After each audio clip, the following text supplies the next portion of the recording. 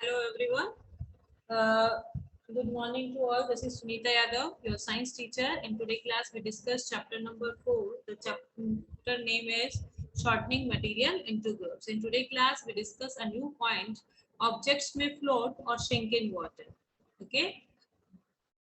While doing activity 4, you might have noticed that the insoluble solid separated out from water. जब आपने activity 4 की उसमें आपने soil को water के अंदर mix किया, then आपने देखा कि जो soil है वो नीचे की तरफ settle down हो गई है. You may also notice that with some liquid in activity 5, some of these materials they do not mix with water. आपने fifth activity की जिसके अंदर water के अंदर आपने mustard oil को mix किया और वो क्या मस्टर्ड ऑयल सेटल डाउन हो रहा था कि फ्लोट हो रहा था? फ्लोट हो रहा था. ओके.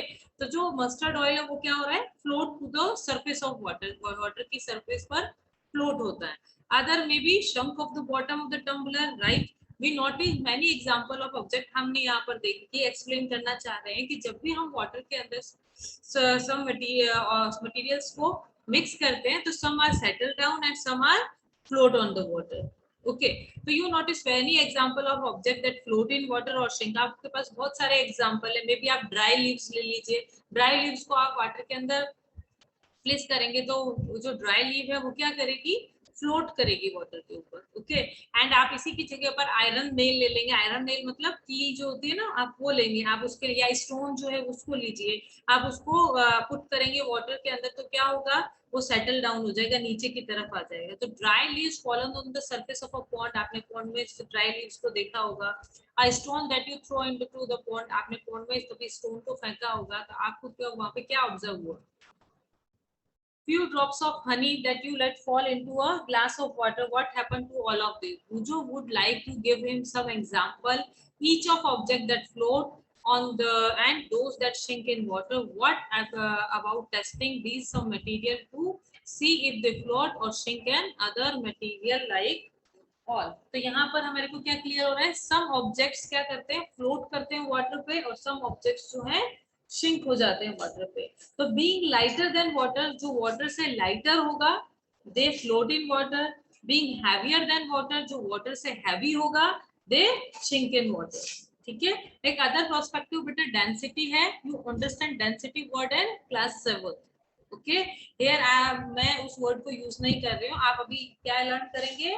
जो वाटर से लाइटर है वो ऑब्जेक्ट क्या करेगा? वाटर पे फ्लोट करेगा. जो वाटर से हैवियर है वो ऑब्जेक्ट पर सॉरी वो वाटर में शिंक हो जाएगा, सेटल डाउन हो जाएगा, नीचे की तरफ हो जाएगा. ठीक है. यहाँ पे ऊपर look at this picture: dry leaves, rubber plastic ball, wood piece. All objects are float in water. Coin, stone, key are sink in water. All are the example of sink objects. Okay. Next we move to our next point is transparency. Okay, so what is transparency? Transparency is a property of a material by which we can see through it clearly.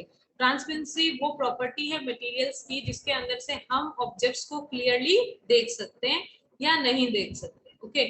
On the basis of this property, material can be placed into the three groups. Okay. So here is a transparency definition. Transparency is a property of a materials by which we can see through it clearly. Transparency वो property है materials की जिनके अंदर से हम clearly देख सकते हैं.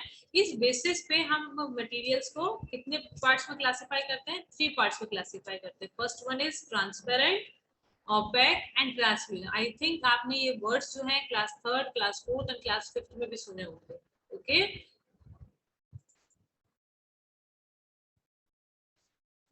What is transparent material? The material through which one can see clearly. Transparent material कौन से होंगे बेटा? Which one is transparent material? Those material which we can see clearly. जिनके आर पार हम बिल्कुल clearly देख सकें. Transparent materials allow light to pass through completely and so one can see through them. जो ट्रांसपेरेंट ऑब्जेक्ट्स होते हैं वो अपने अंदर से लाइट को टोटली पास थ्रू होने देते हैं. जैसे आपके रूम की जो विंडो है वो ग्लास की बनी हुई है, ट्रांसपेरेंट ग्लास की बनी हुई, तो उसमें आप आर पार देखते हैं तो आपको क्लियरली विजिबल होता है आर पार. आपको बाहर का जो भी व्यू है आपको क्लियरली दिखाई देगा. ठीक है। जैसे ग्लास, अब एयर है आपके आसपास में, वो भी कैसी है, ट्रांसपेरेंट है। अगर एयर ट्रांसल्यूसेंट या ओपेक होती तो क्या हम आसपास में देख पाते, नहीं देख पाते, हम इजीली देख पा रहे हैं। तो air is also example of transparent material. Okay, तो transparent material allow light to pass through completely and so one can see through them, और हम इजीली उनके अंदर से देख सकते हैं। Example glass and air. Okay, second point है what is opaque object. Second point है ना opaque, the material through which one cannot see at all, ऐसे मटेरियल जिनके अंदर से हम बिल्कुल भी दिखाई नहीं दे सकता। जैसे आपके रूम में वॉल होगी, आप वॉल के आर पार दिखाई देख सकते हो, आप दीवार जो है उसके आर पार देख सकते हो, नहीं देख सकते ना, तो wall is example of opaque object. आपके रूम में डोर लगा हुआ है, वो वुड का बना हुआ है, ठीक है, तो उसके आप आर पार देख सकते हो, बिल्कुल भी नहीं देख सकते हो, तो this is example of opaque object. I repeat this definition, the material through which one cannot see at all, opaque materials do not allow the light pass through them। देखिए ट्रांसपेरेंट तो क्या कहता करता है, कंप्लीटली पास थ्रू them, ठीक है, but opaque object do not allow the light to pass through them and so one cannot see through them, और उसके आर पार हम एक बिल्कुल भी कुछ भी नहीं देख सकते। Example wood, iron, steel, cloth, etc. I think this is clear to you. Next one is translucent object. Okay, जैसे गौरव गोस्वामी ने पूछा था, I think what is translucent object, है ना, तो the material through which one can see clearly, जिसके अंदर से हमें भी cannot आएगा, बेटा cannot see clearly, clearly तो नहीं दिखता लेकिन हाँ दिखाई देता है। और translucent material allow only some amount of light to pass through them। translucent जो ऑब्जेक्ट होते हैं वो अपने अंदर से completely तो नहीं, हाँ कुछ लाइट को पास थ्रू होने देते हैं, ठीक है। जैसे बाथरूम की जो विंडो होंगी वो कैसी होती है, ट्रांसल्यूसेंट, ताकि लाइट अंदर आए लेकिन क्लियरली विजिबल नहीं है, ठीक है, तो वो किसकी बनी होंगी, ट्रांसल्यूसेंट ऑब्जेक्ट की। जैसे आप सपोज कीजिए बटर पेपर आपने देखा होगा, जिसके अंदर आप अपनी रोटी को रैप करते हैं, एल्यूमिनियम फॉइल की बात नहीं कर रही हूँ, बटर पेपर आता है, आप उसको देखिए, नहीं तो आप इसको ट्रांसल्यूसेंट ऑब्जेक्ट के लिए क्या कीजिए, आप अपनी कॉपी का एक पेपर लेंगे, ठीक है, देन आप ऑयल की 1 और 2 ड्रॉप उस पर प्लेस करके थोड़ा स्प्रेड कर दीजिए, ठीक है। आप पहले सिंपल पेपर लोगे तो आप देखोगे उसके आर पार आपको दिखाई दे रहा है क्या, तो आप ऑब्जर्व करोगे कि आपको क्लियरली विजिबल कुछ भी नहीं है उसके आर पार, लेकिन आप जब 1 और 2 ड्रॉप उसके ऊपर प्लेस करोगे, देन ऑब्जर्व करोगे तो उसमें से क्या होगा, आपको कुछ वर्ड्स या कुछ धुंधला धुंधला आपको दिखाई देगा, ठीक है, कुछ लाइट, क्योंकि some amount of light pass through हो जाती है ट्रांसल्यूसेंट ऑब्जेक्ट के।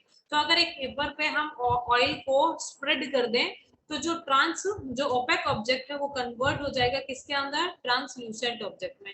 क्योंकि ये मल्टीपल चॉइस में, ट्रू फॉल्स में, फिलअप्स में आपसे पूछा जा सकता है कि when we apply 1-2 drop on the paper, तो विच टाइप का ऑब्जेक्ट बनेगा, ट्रांसपेरेंट, ट्रांसल्यूसेंट या ओपेक, तो your answer is translucent. Okay, तो butter paper and tissue paper जो होता है, टिश्यू पेपर तो आप सब नोन है ना, उसके अंदर एकदम क्लियरली विजिबल नहीं होता, लेकिन हाँ हमें थोड़ा आइडिया लग जाता है कि मे बी इसके पीछे डोर है, मे बी इसके पीछे मेरी पेंसिल रखी है ना, तो स्लाइटली अमाउंट ऑफ लाइट को पास थ्रू होने देता है, that object, that type of objects are called a translucent object। Okay, thank you class, that's all your chapter। Okay।